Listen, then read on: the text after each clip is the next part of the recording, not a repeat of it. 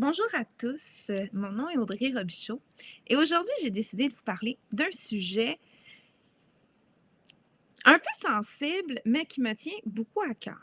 En ce moment, la santé mentale, c'est un enjeu qui est vraiment très important. On le voit sur les réseaux sociaux, on le voit par les gens qui travaillent à essayer d'améliorer le climat en entreprise, les consultants, les ressources humaines. Et oui, je vois que les entreprises font de leur mieux, mais j'aimerais parler aux gens dans l'entreprise et juste informer aussi, peu importe ton travail, peu importe, je veux informer l'humain derrière le nom, le titre, le poste. Donc, aujourd'hui, je vais peut-être toucher des cordes sensibles, je vais peut-être choquer. Ce n'est pas mon but, mais en même temps, peut-être que oui, parce que je crois qu'il y a des choses qui ne sont pas dites et des choses qu'on devrait savoir qu'on ne sait pas nécessairement. Et ce n'est pas par manque d'intérêt, je pense que c'est seulement, on voit le problème d'anxiété, d'angoisse au milieu du travail, mais j'aimerais qu'on aille un peu plus loin que ça. Donc, alors voici. Pense-y, tu as le choix, d'autres non. Je sais pas comment, bon, voilà. Allons-y donc de ce pas. C'est la première fois que je fais une présentation avec une vidéo. OK.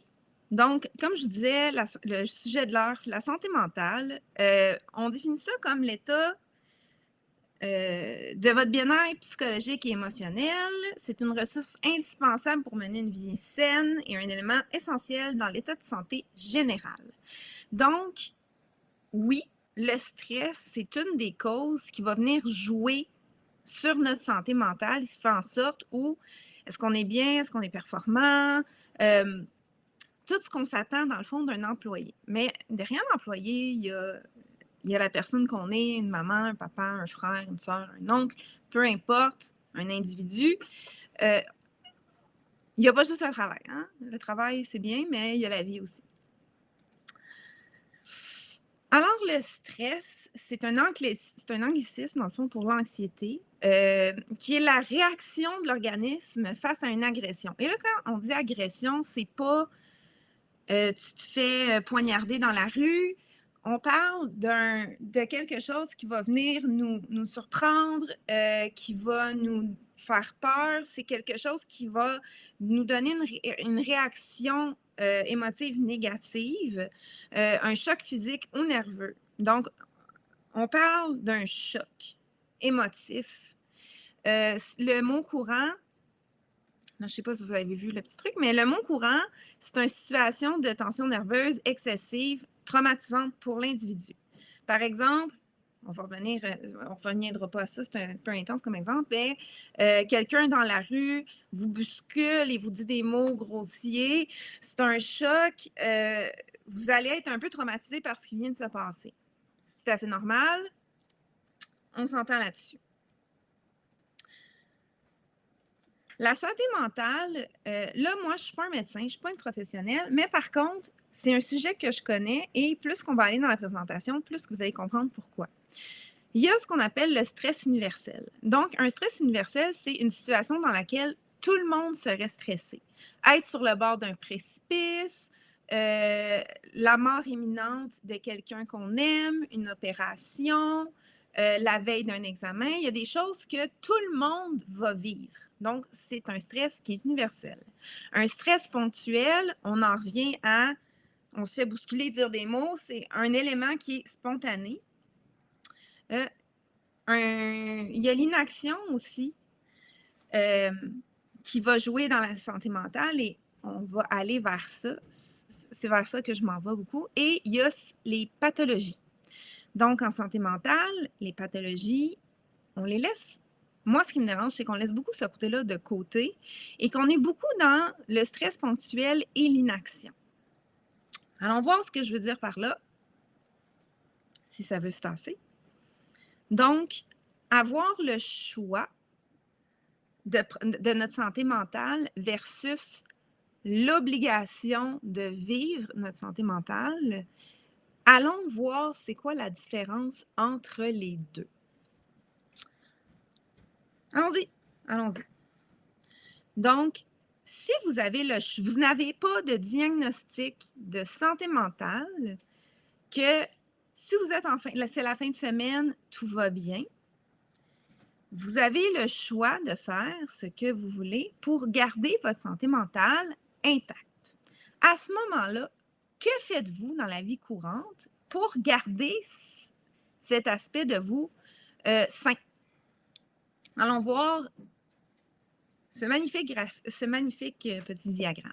Donc, lorsqu'on a le choix et qu'on est confronté à une situation de stress, il y a 2 options. La première option, c'est l'action, ce qui fait qu'on va poser un geste concret pour arrêter la situation de stress. On peut confronter, c'est-à-dire, par exemple, en entreprise, notre collègue nous parle d'un ton désagréable. Je me sens pas bien. Je peux aller voir mon collègue et lui dire, écoute, la façon dont tu m'as parlé, je n'ai pas apprécié ça. Est-ce que ça serait possible à l'avenir qu'on essaie de garder un ton qui serait plus agréable? De mon côté, je vais faire pareil. Bon, vous décidez comment vous faites ça, mais vous adressez directement la situation. Techniquement, ça devrait se régler. Sinon, si vous avez un patron, vous avez un patron. Si vous avez des ressources humaines, il y a les ressources humaines, mais il y a une action que vous pouvez poser. Ou vous pouvez quitter complètement la situation qui vous porte un stress. Vous êtes dans un emploi où vous êtes malheureux d'être là tous les jours, vous faites des tâches que vous n'aimez pas, il y a une mauvaise ambiance, vous êtes malheureux, ça vous cause du stress à fond. Dimanche soir, vous avez hâte au vendredi soir. À ce moment-là, vous êtes en période de stress tout le temps, mais vous avez le choix de quitter cet environnement. Le choix, effectivement, a un prix, c'est-à-dire qu'on va devoir trouver un nouvel emploi, s'adapter, question monétaire, il y a des choses qui viennent avec ça, mais vous avez le choix de quitter quelque chose qui vous stresse. Ça peut être le travail, ça peut être dans la famille, ça peut être une relation. Confronter aussi une situation de stress, ça peut faire partie de ce que je viens de nommer aussi, d'aller adresser quelque chose. Mon frère m'appelle, il est bête, il dit quelque chose à mon enfant que je n'ai pas aimé. Bref, peu importe, je peux adresser la situation.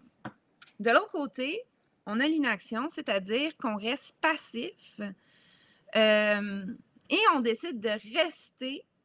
C'est un choix. On reste dans la situation parce qu'on décide de rien faire. Il y a des gens qui vont le faire par déni ou par peur, ils ne veulent pas voir ou ils ont peur des conséquences qui peuvent être attachées. Donc, ils vont ignorer les éléments anxiogènes et continuer de vivre avec les stresseurs.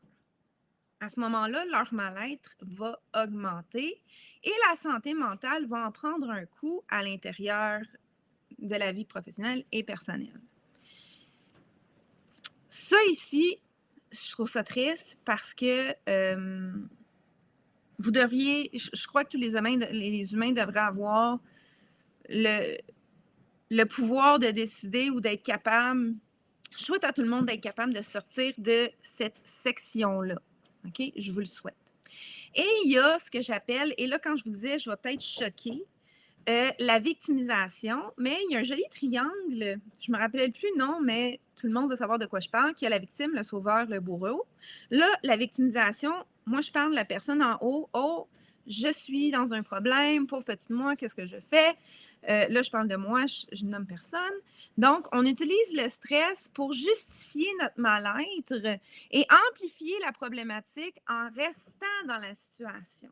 Donc, on se nourrit de la problématique et ça devient une espèce de cercle vicieux où, au lieu de dire je veux aller bien, je m'en sors, c'est comme moi, bon, vivons le drame et allons-y à fond. C'est peut-être pas nécessairement comme ça que ça se passe, mais c'est quelque chose qui est possible dans mes mots à moi, dans ma situation où on s'en va, on va y arriver. Donc, peu importe les gens qui sont dans l'inaction, vous pouvez décider d'aller dans l'action et dire: «Moi, je brise ce cycle. Je ne veux pas être dans le mal-être». J'imagine, là, je suis dans l'hypothèse que c'est peut-être plus ça va être difficile, mais plus probable que les gens soient ici, décident éventuellement d'aller là. Pour les personnes qui sont là et qui se complaisent, euh, ça va être difficile parce qu'ils vont avoir de la tension, etc., etc. Donc, les entreprises mettent beaucoup d'initiatives en place pour mettre un climat favorable pour les employés, mais reste que, en tant que personne dans un groupe d'individus, dans l'entreprise, dans une famille, peu importe, vous avez le choix, avec la situation de stress, de faire quelque chose ou de ne rien faire.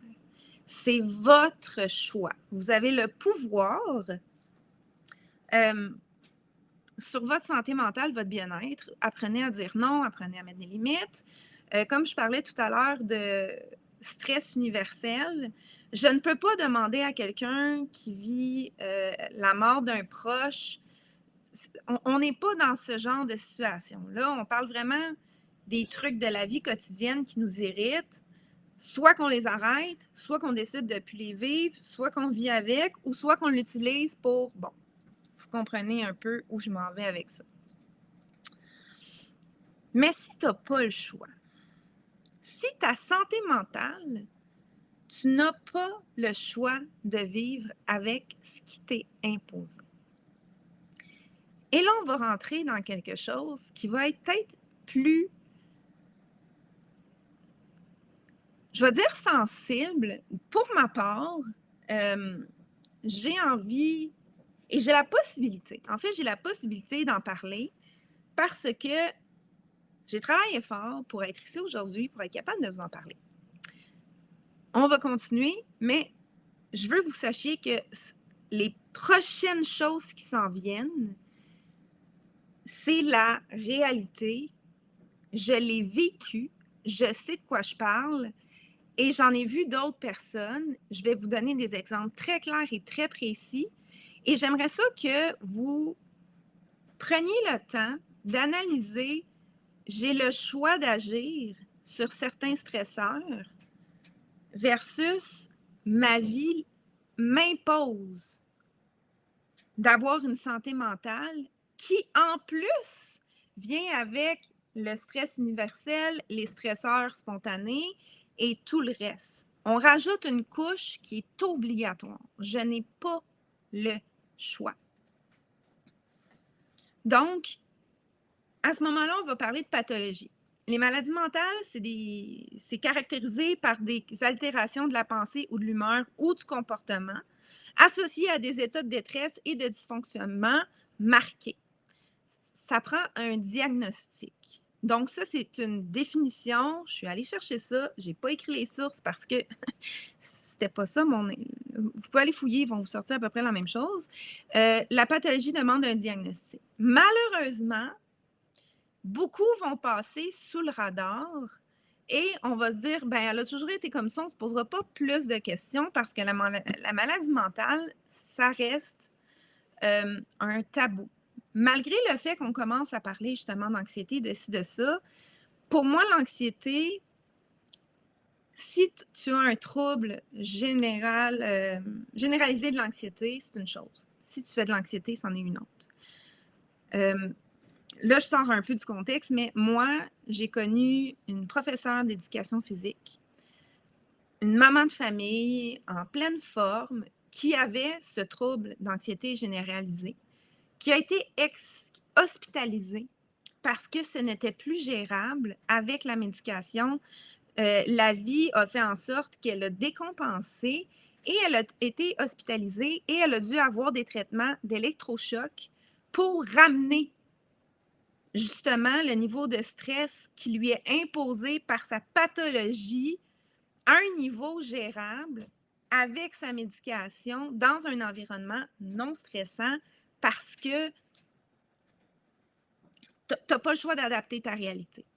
Donc, Moi, quand on me parle de neurodivergence et la neurodivergence, c'est un TDAH, pour moi, qui vit des maladies mentales, qui en a vu d'autres personnes le vivent à des points intenses, moi, ça vient me chercher de dire, je ne sais pas s'il y a un niveau, je ne sais pas si c'est personnel, c'est émotionnel, mais pour moi, une neurodivergence, je pense que c'est plus que dire j'ai de la misère à me concentrer quand je ne suis pas intéressée. Ou je suis stressée quand mon boss me crie après.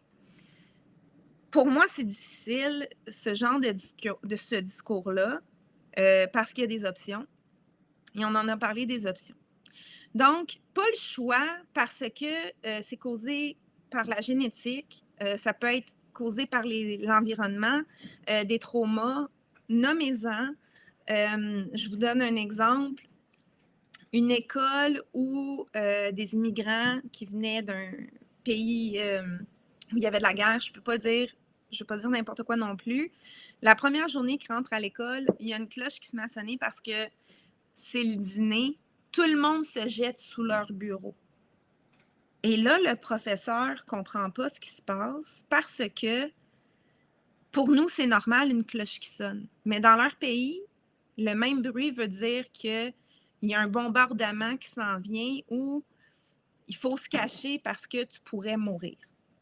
Donc, il y a un trauma qui est attaché au fait où cette personne-là, pendant toute sa vie, un PTSD, un syndrome post-traumatique, va la suivre. Le temps qu'elle se désensibilise, peut-être que ça va arriver, peut-être que ça n'arrivera jamais.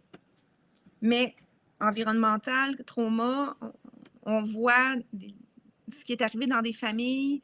Il y a beaucoup de choses. Il y a beaucoup, beaucoup de choses. Cherchez dans votre tête, vous allez en trouver. Les facteurs de risque associés au fait que c'est une pathologie, qu'est-ce qui fait en sorte que ça peut aggraver? Bien, il y a l'environnement. Il y a l'accessibilité aux soins. Moi, je suis dans les Laurentides et on est le 6 qui a le moins de ressources en santé mentale. Dans les autres régions administratives du Québec, il y en a plus. Ici, on en a moins. Donc, souvent, la télévision, c'est plate à dire, mais on entend parler de Saint-Jérôme et de l'itinérance. Environnement, accessibilité aux soins, est-ce qu'il y a quelque chose? Je ne sais pas. Je ne sais pas. Le réseau des proches aussi. Est-ce que la personne est seule? Est-ce qu'elle a une famille? Est-ce que... La malinformation. Quelqu'un qui a une maladie qui va être mal informé. Est-ce que cette personne-là, elle a un revenu? Est-ce qu'elle est capable de prendre soin de sa santé? Est-ce qu'elle a les moyens?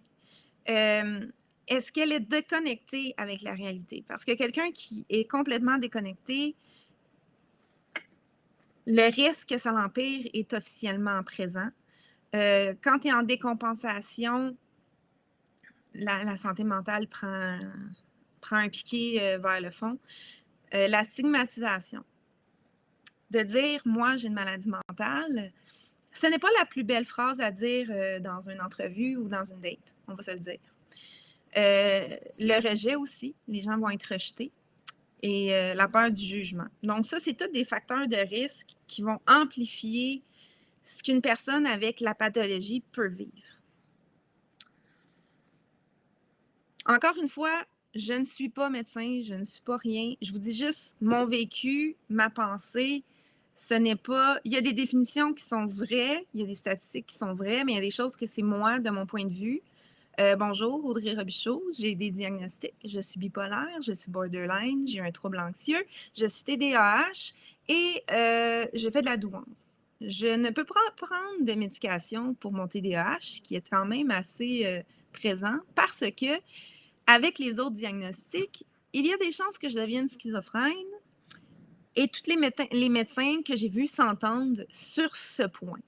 Et je me dis que j'en ai déjà assez, que celui-là, je vais le laisser de côté parce qu'il n'y a pas de l'air le fun. Aujourd'hui, vous me voyez, je vous dis ça, vous êtes peut-être comme « Oh mon Dieu, ça paraît pas ». Ça paraît pas. Par contre, je le vis chaque jour. Je l'ai vécu pendant toute ma vie. J'ai travaillé toute ma vie sur ça. J'ai essayé de la médication. On ne sait jamais qu'est-ce qui va marcher, ce qui ne marchera pas. Le temps de trouver la bonne recette, ça peut prendre 5 ans. J'ai pris un médicament qui a failli m'achever. L'arrêter, un des effets secondaires d'arrêter cette médication-là, je vous dis c'est quoi? C'est du lithium pour la bipolarité, qui peut aussi aider pour les autres choses que j'avais. Quand on retire cette molécule, effet secondaire, envie de suicide. Donc, mon psychiatre m'appelait pour savoir, est-ce que tu es toujours vivante à toutes les semaines? Et c'est là que je vous dis, quand c'est imposé versus est-ce que tu as le choix de te sortir de ça, moi, je vois une grosse, grosse différence. Vous, je ne le sais pas. Donc, si vous avez la possibilité de le faire, s'il vous plaît, faites-le. Parce que de vivre avec quelque chose qu'on est obligé, qu'on ne pourra jamais s'en sortir, c'est vraiment, vraiment souffrant. Donc, la réalité d'avoir une maladie mentale, c'est d'avoir la conscience de la problématique. Le premier diagnostic que j'ai eu, et là, je rentre dans le très personnel parce que c'est les meilleurs exemples que j'ai et je vais pouvoir vous en parler puis vous dire vraiment ce qui s'est passé. Donc, quand on m'a donné le premier diagnostic que j'ai eu, c'est le trouble de la personnalité limite, borderline en anglais, ou TPL. J'ai complètement refusé le diagnostic. Dans ma tête, c'était pas celui-là que j'avais. Je refusais d'y croire. Et là, c'était non, non, non, c'est impossible. Et c'est là que j'ai dit, c'est incapacité ou déni du diagnostic malgré les preuves cliniques ou des proches. Les gens dans la famille voient des choses, souvent vont accompagner la personne, mais malgré tout ça, moi, je suis comme non, c'est pas vrai. Ça peut pas être ça. Quand on refuse de voir qu'on a un problème de santé mentale, on peut tomber dans deux choses. On peut tomber dans la douleur. Donc, le mal-être va persister et s'aggraver, ce qui peut mener à des actions dangereuses pour soi-même ou pour autrui. Et quand je parlais de déconnexion à la réalité, ça vient jouer là. Quand tu n'as plus conscience de ce qui est vrai, ce qui n'est pas vrai, tu tombes dans la paranoïa, tu peux te faire mal, tu peux faire mal aux autres. Bref, en psychiatrie, il y a plusieurs unités. Hein? Il y a une unité pour les gens où il y a des risques qui se blessent ou qui blessent les autres. Il y a des choses qui se passent que vous ne savez pas et je trouve que ça serait important qu'on en sache. C'est pour ça que je suis là aujourd'hui. Donc, il va y avoir des comportements qui sont autodestructeurs, on va s'éloigner de nos familles, etc., etc. S'il vous plaît, si vous savez qu'il y a quelqu'un dans votre famille qui a un diagnostic de santé mentale et que ça fait quelques moments que vous n'avez pas eu de nouvelles de cette personne-là, pitié, prenez-en. Si la personne ne répond pas, allez cogner à la porte. OK? Vous allez comprendre pourquoi dans la prochaine diapositive, mais je parlais tantôt qu'on va s'isoler, qu'on va essayer de se retirer, etc., etc. On va en parler plus long aussi. Mais une fois dans le refus, parfois, moi, c'est ça qui m'est arrivé. Je suis tombée dans la réflexion. J'ai refusé le diagnostic. Je suis tombée dans une phase transitoire où je me suis demandé si c'était peut-être pour ça que j'allais mal. Et croyez-moi, j'avais mal. J'étais rendue au point où je pensais, en fait, la personnalité limite, un des symptômes, c'est les émotions sont amplifiées fois 1000. Donc, j'avais beaucoup d'émotions, c'était tellement fort que j'avais l'impression que j'allais mourir. J'ai 23 ans à ce moment-là, je suis très jeune. Je pense que je vais mourir, pas qu'il y a quelque chose qui va arriver, mais mon cœur va lâcher, mon cerveau va tomber. C'est comme, il va y avoir un shutdown. C'est impossible que je puisse continuer de contenir ces émotions-là. C'est impossible. J'avais des crises d'anxiété, de panique. Je ne voyais plus rien. Ça devenait noir. Il fallait que je me tasse sur le côté de la route. C'était épouvantable. Ça a été une période très difficile. Je ne suis pas bien. Puis je dis non, c'est pas vrai, j'ai pas ça. Mais, donc, est-ce que ça peut être la cause du mal-être? Peut-être que oui. Donc, ça peut mener à l'acceptation au rythme de la personne et des ressources disponibles. Lorsque avant que j'aille voir le psychiatre, mon médecin avait déjà commencé à me donner de la médication pour aider à diminuer parce que là, j'ai 23 ans, je vais mourir, j'ai un bébé et comme on va essayer de...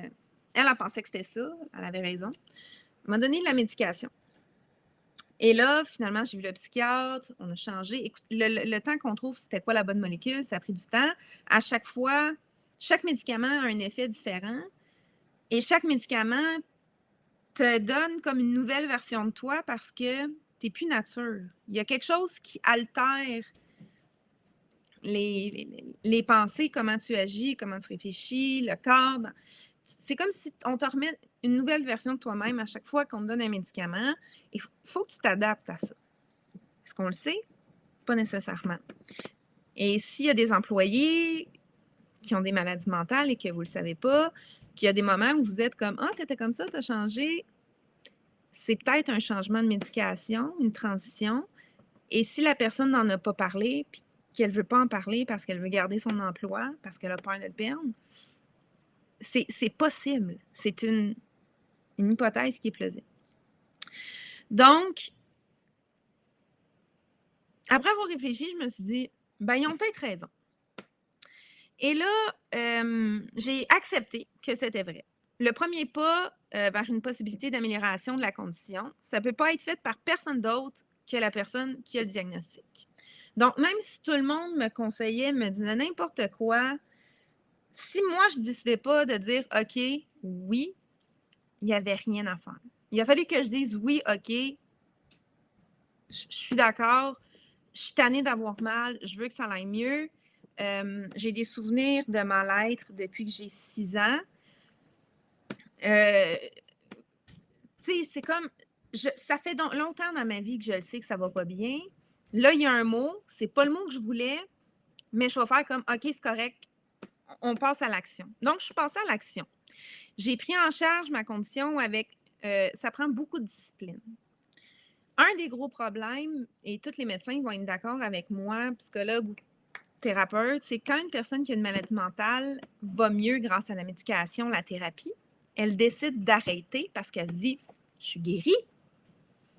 Non, tu n'es pas guérie. Ça veut dire que le traitement est efficace. Il faut donc maintenir le traitement. Mais ce n'est pas toujours facile parce qu'on n'a pas envie de l'avoir. On n'a pas... Tu sais, on aimerait ça avoir le choix de dire comme c'est fini, mais la switch est à on pour, comme dirait Buzz Lightyear, pour l'infini, plus loin encore, là. On n'a pas le choix. Donc, il faut, c'est ça, on prend en charge notre condition avec discipline, ouverture d'esprit, la thérapie, la médication. Moi, mon médecin me l'a dit, tu n'as pas le choix, c'est thérapie et médication. C'est pas un ou l'autre, c'est les deux, c'est obligé. Très bon move.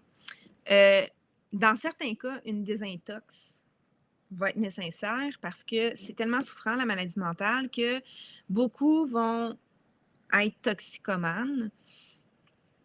Et là, ça revient à certaines choses que j'ai dit. Et dans l'acceptation, il peut y avoir la peur, c'est-à-dire que ça va trop vite, on manque d'informations. Dans certains cas, on n'est pas toutes là, on a de la difficulté à comprendre tout ce qui se passe, les impacts, on manque de soutien, le diagnostic est fait trop tard, c'est difficile de s'adapter aux changements et aux traitements, mais il y a quand même un désir d'aller mieux.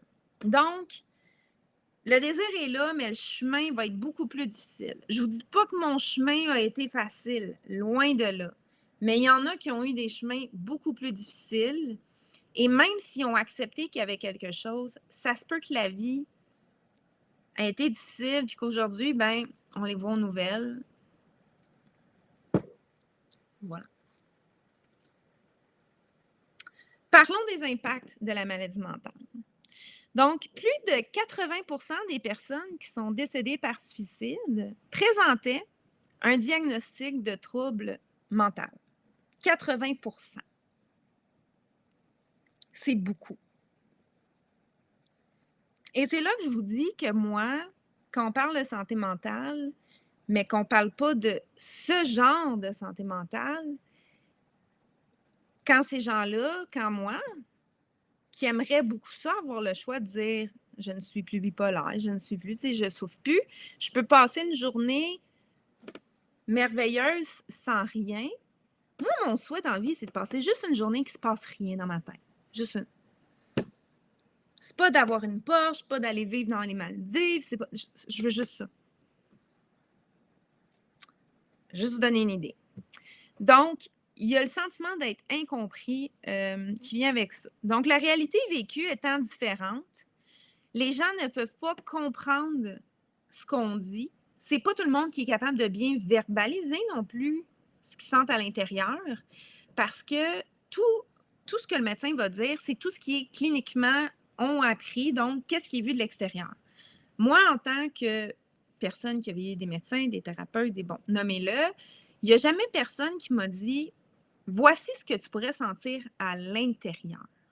Pour telle maladie, tu pourrais te sentir comme ça. Pour celle-là, tu pourrais te sentir comme ça. C'est normal ça, ça c'est normal». Il y a pas vraiment j'ai fait des recherches sur internet à savoir, est-ce qu'il y a des données qui existent sur ce qui est ressenti de l'intérieur par la personne souffrant de la maladie mentale?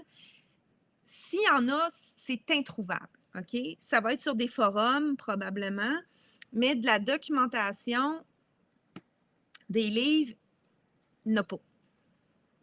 Je suis en train d'en écrire un.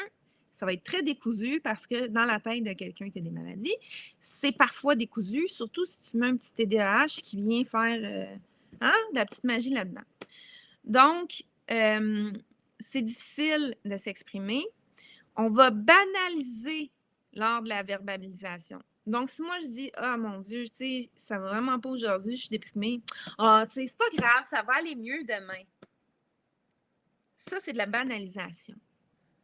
Moi, demain, j'en ai aucune idée ce qui va se passer. J'ai aucune idée, j'ai aucun contrôle. Je n'en sais rien. Et de banaliser lorsqu'une personne, peu importe ce qu'elle vit, que vous sachiez ou non qu'elle a une maladie mentale, vous ne savez pas l'effet que ça peut avoir sur la personne. Et la personne qui a une maladie mentale répondra probablement rien et ne parlera peut-être pas jamais de ce qui se passe pour de vrai, pour avoir de l'aide, parce qu'on a trop banalisé ce qu'elle vivait. Ce qui vient avec les tabous. C'est pas beau la maladie mentale. On parle qu'on est dans une société inclusive. Le TDAH, c'est cute sur un CV, tu sais, parce qu'on inclut, c'est correct, tu sais, on va être là, on va te soutenir. Tu es anxieux, c'est correct, on a un environnement. OK? Qu'est-ce que j'ai comme soutien?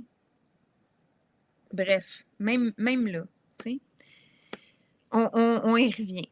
On va y aller direct, en fait. Quand je dis insertion sociale, c'est comment les personnes ayant des maladies mentales, qu'est-ce que ça donne dans la société? Il va y avoir de l'itinérance. Il y en a qui vont s'isoler. Je connais une personne qui a un trouble de la... en fait, elle a plusieurs personnalités et puisqu'elle a plusieurs personnalités et lorsqu'elle... En fait, c'est comme si 3 personnes vivent dans le même corps, dans son cas.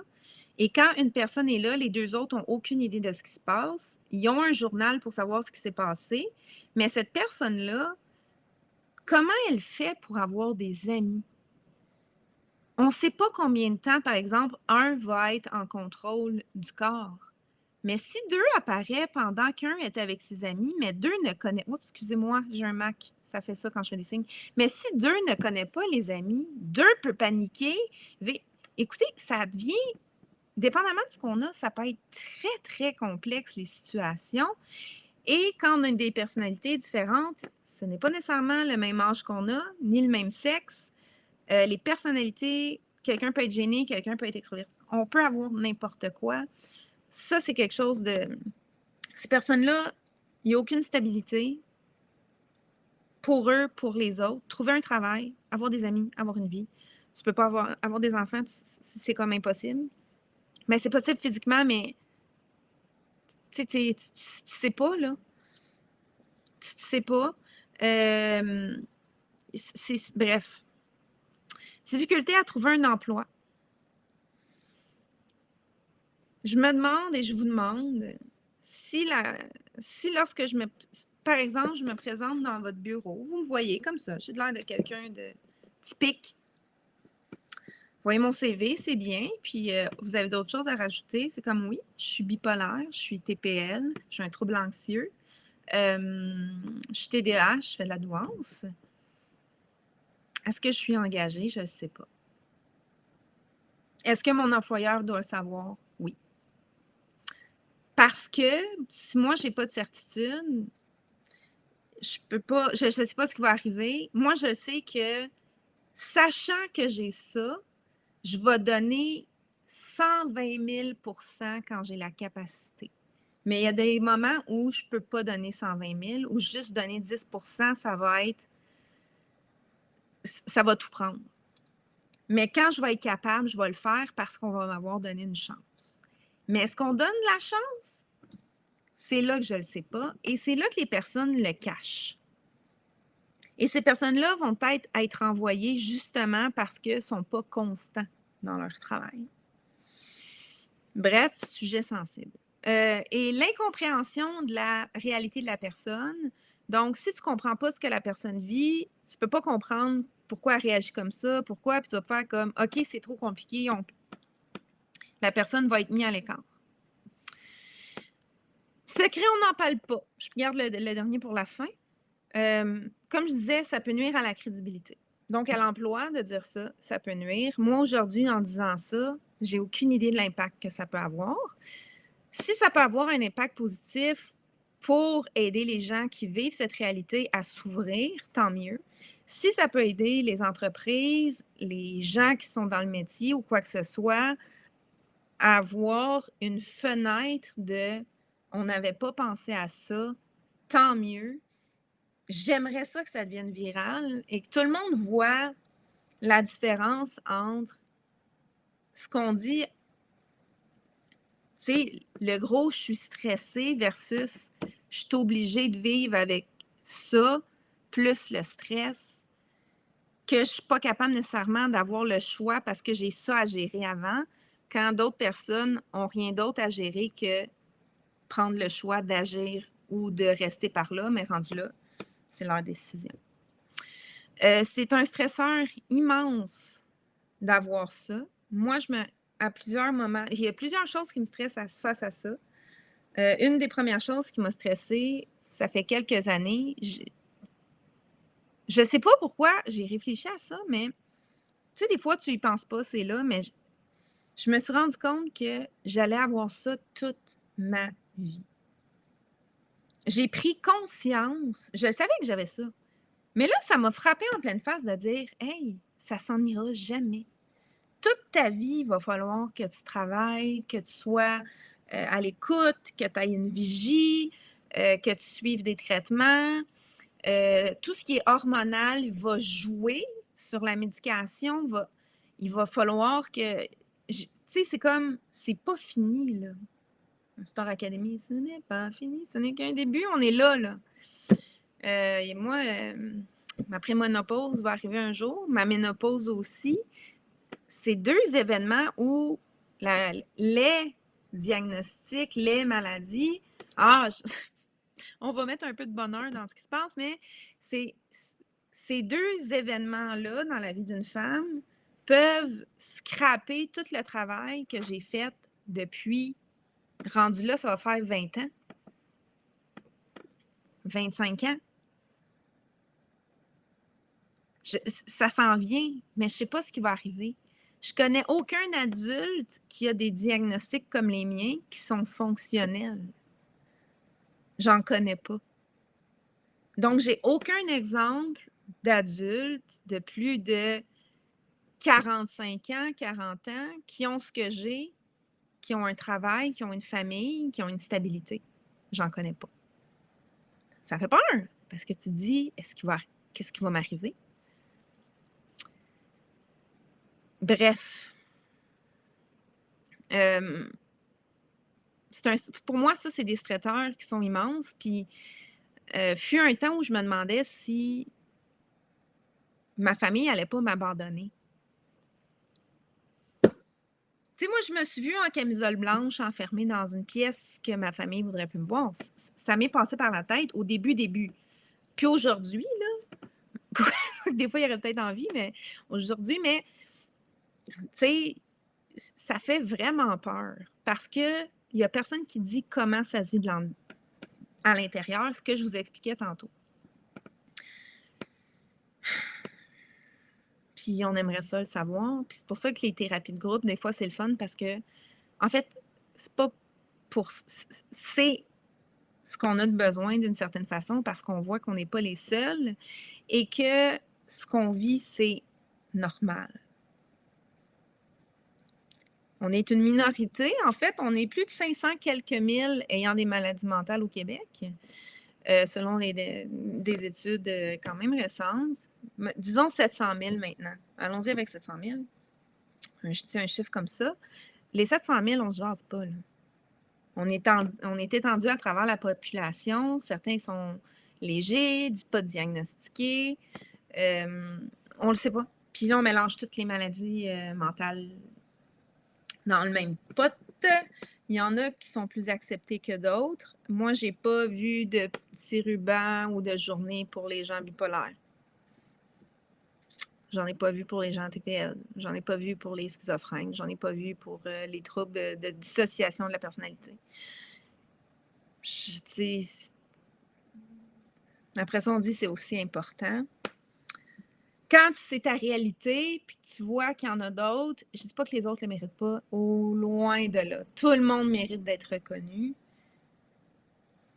Mais je pense qu'on est rendu au point où on a le droit et on devrait en parler. La perte d'espoir aussi. On perd espoir. Moi, j'ai perdu espoir la journée que j'ai réalisé que je m'en sortirais jamais. J'ai passé 1 heure à pleurer, à genoux, devant mon tiroir de bas parce que je rangeais mon linge. J'étais au plus grand désespoir. La honte aussi. J'ai honte. Parce que des fois, il y a des choses que je fais ou que j'ai. En fait, c'est plus que j'ai fait. Aujourd'hui, ça va bien. J'ai des périodes. Moi, j'ai de la bipolarité très dépressive.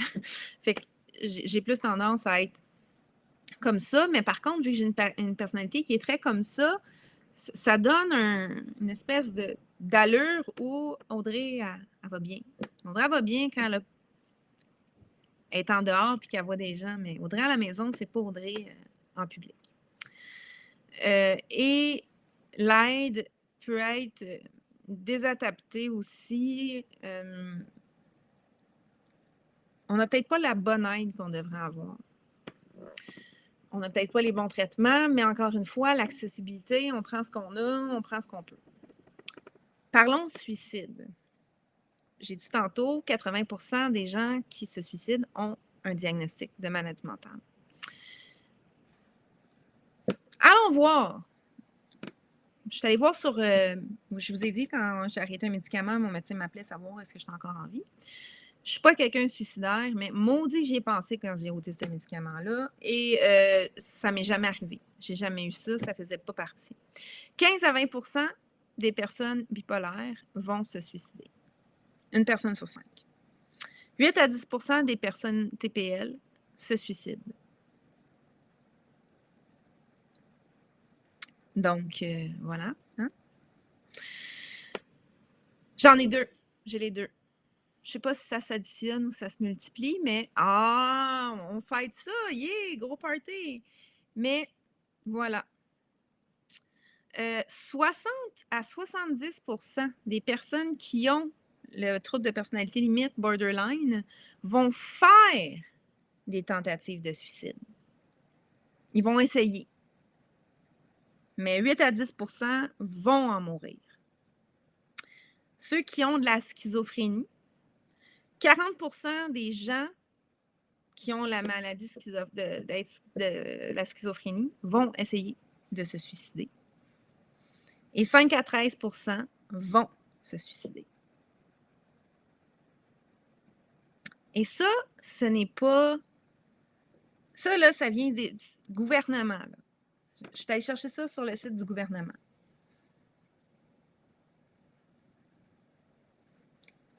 Ces personnes-là ne sont pas stressées parce que X leur a crié après dans un meeting. Ces personnes-là n'ont pas fait de la rage au volant. Ces personnes-là sont... Vous les mettez assis dans une maison seule avec rien de particulier qui se passe. Ces suicides-là peuvent arriver. On n'a pas le choix. Et tous les facteurs que je vous parlais tout à l'heure peuvent amplifier ce risque-là.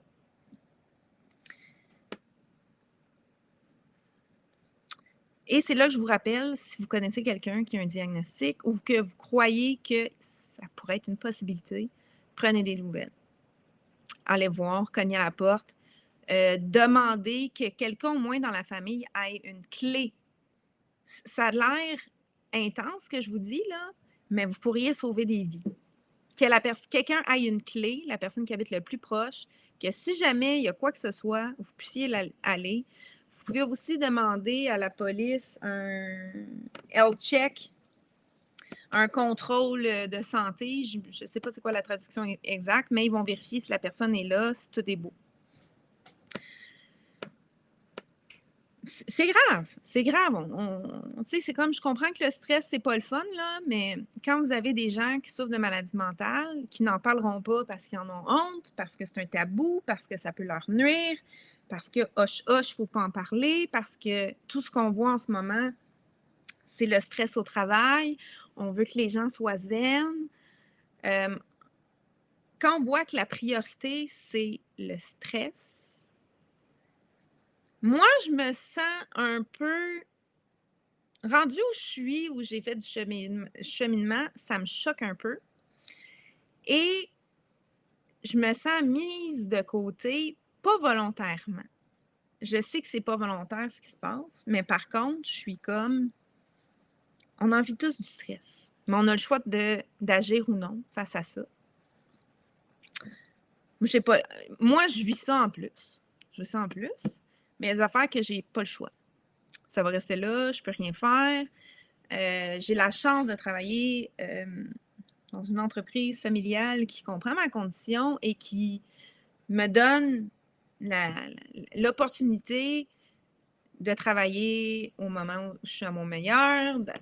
J'ai un horaire flexible qui me permet de justement donner mon plein potentiel parce que j'en ai du potentiel. Puis je vais la faire, ma job. Puis une maladie mentale ne parle pas d'intelligence. On ne parle pas d'intelligence, de manque. Ça n'a pas rapport. Ça n'a pas rapport du tout. Il y a des gens qui n'en ont pas et on ne peut pas parler de QI flamboyant. Un ou l'autre n'affecte pas le quotient intellectuel. Dans certains cas, oui. Dans d'autres cas, non. Donc, je vais vous poser la question, qui tue? Hein? Qui t'engage? On va être sérieux. Il y a quelqu'un qui arrive, vous êtes gestionnaire, ressources humaines, vous devez engager quelqu'un. La personne qui a un TDAH va peut-être être super productive, va être médicamentée, ça devrait bien aller. Quelqu'un qui fait de l'anxiété, ça peut être médicamenté, mais en même temps, ça peut être géré, les choix, les ci, les ça. Puis en plus, il y a beaucoup de travail qui est fait en ce moment pour favoriser un environnement paisible. Mais quelqu'un qui se présente et qui a le courage de dire qu'il a une maladie mentale, qu'est-ce que vous dites? À quel point on est inclusif? Et là, je pose vraiment la question. À quel point vous êtes... Nous, la société, on est inclusif. J'ai un accident de travail qui ne me nuit pas dans le travail que je fais en ce moment, mais si jamais il arrive quelque chose dans l'emploi où je suis et que j'ai des restrictions mobiles et que je dis, ben moi, je sors 2 dépressions. En fait, je suis dépressive à vie. Je sors de 2 années d'arrêt de travail, d'1 mois à l'hôpital. On ne sait pas ce qui peut arriver. Je dis la vérité, je suis tout à fait transparente. Mais je fais une espèce de bonne job, par exemple. Appelez partout où je suis allée. Appelez partout où j'ai travaillé. Ils vont vous le dire que je travaille bien. Mais par contre, j'ai des maladies mentales. Tu as 3 candidats. Mon CV, c'est lui, c'est moi. Mais tu as quelqu'un qui est un peu énervé, qui est médicamenté. Tu as quelqu'un qui est un peu stressé. Ça se médicamente, ça peut s'aider. Des huiles essentielles, peu importe. Je réduis pas l'anxiété. Puis tu as quelqu'un qui a une maladie mentale. Je ne sais pas à quel point on est inclusif. Et c'est là que j'aimerais qu'on prenne le temps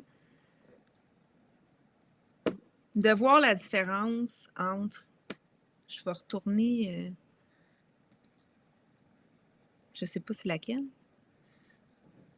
C'est pas celle-là. J'ai le choix versus je ne l'ai pas. Les entreprises essaient le plus possible de s'adapter en ce moment. En tant qu'individu, qu'est-ce qu'on fait, nous, pour s'adapter, si on a le choix?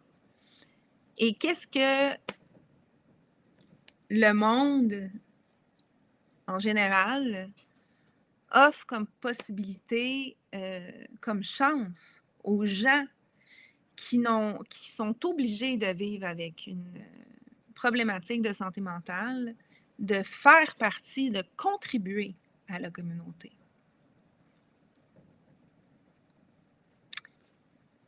J'aimerais qu'on pense à ça. Moi, j'ai été chanceuse parce que ça s'est faufilé, j'ai réussi à faire les choses, j'ai travaillé fort, ça m'a demandé beaucoup. Mais je suis quelqu'un de très positif, optimiste. Je ne crois pas, puis honnêtement, je ne crois pas que j'aurais survécu avec une autre personnalité que celle que j'ai en ce moment. Ou ça aurait été beaucoup plus houleux, ou ça n'aurait pas été pareil. Je suis vraiment chanceuse dans ma malchance. Mais il y en a qui sont moins chanceux, mais si on leur donnait une chance, vous pourriez changer la vie de quelqu'un. Vous pourriez tous changer la vie de quelqu'un, mais la changer pour de vrai.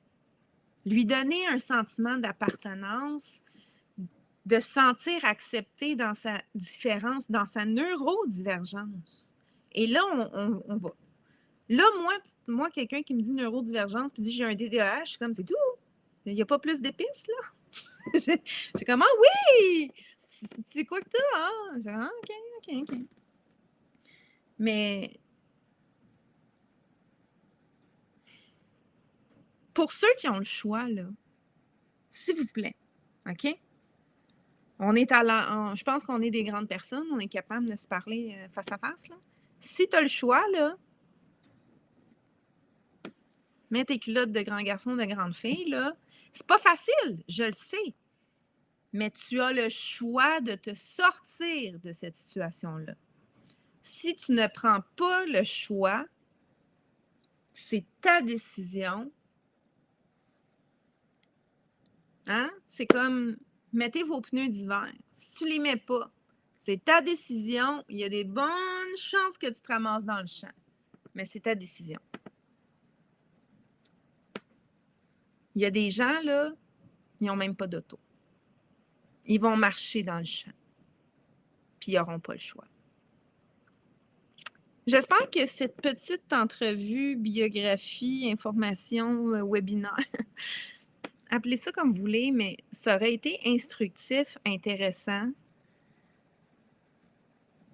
Pour moi, là, c'est tellement un message important. Je me demande si je ne devrais pas faire une vidéo plus court parce que là, je vais le mettre sur mon podcast, je n'aurai pas le choix. Je vais faire une promotion. Je ne vous dirai pas ce que je vais faire, mais bref, pensez-y. Pensez-y vraiment. Regardez votre vie, là, puis regardez tout ce qui vous stresse, puis regardez toutes les actions que vous pourriez prendre pour que ça ne soit plus là. Puis, Faites une liste. Mettez-les par ordre de facilité. Puis commencez par le premier. Qu'est-ce qui est le plus facile à éliminer? Le deuxième, le troisième, le quatrième. Plus que vous allez le faire, plus que ça va être facile. C'est du cheminement personnel, ça aussi. Je ne dis pas qu'on est tous parfaits, là. J'ai fait beaucoup de cheminement personnel. On va s'entendre, là. Et j'ai été douce. Je me surprends. Parce que quand on parle de ce sujet-là, d'habitude, ça vient vraiment me chercher parce que le choix, j'aimerais l'avoir le choix. J'aimerais vraiment, vraiment ça. Surtout en ce moment. Surtout en ce moment, j'aimerais avoir le choix. Je ne l'ai pas. Mais tout ce que je suis capable de porter action, je vais le faire, par exemple.